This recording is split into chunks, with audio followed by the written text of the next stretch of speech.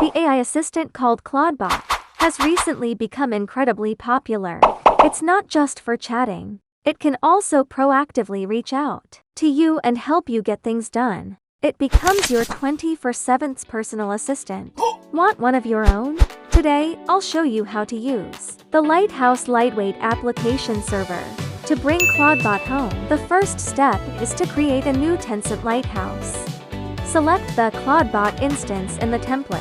Log into the server after successful creation. First, perform Clawdbot initialization. Select Yes. Quick Start.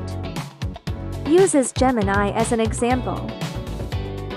Enter API key. Here we will use Discord as an example. Click Create New Application in the upper right corner. Then obtain the token.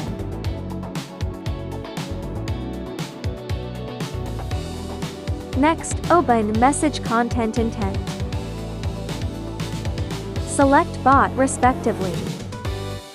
Send messages and read message history. Finally, copy the link to invite the bot.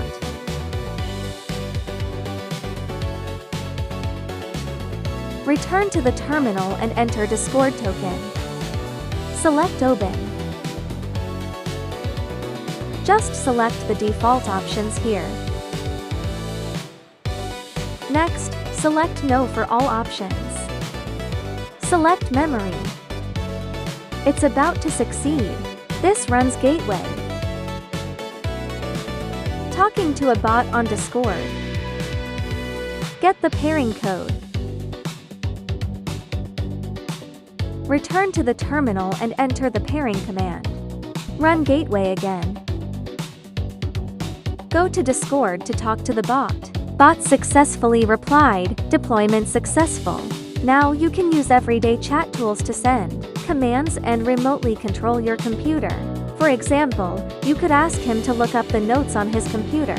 Hey Clawdbot, what do I need to do tomorrow?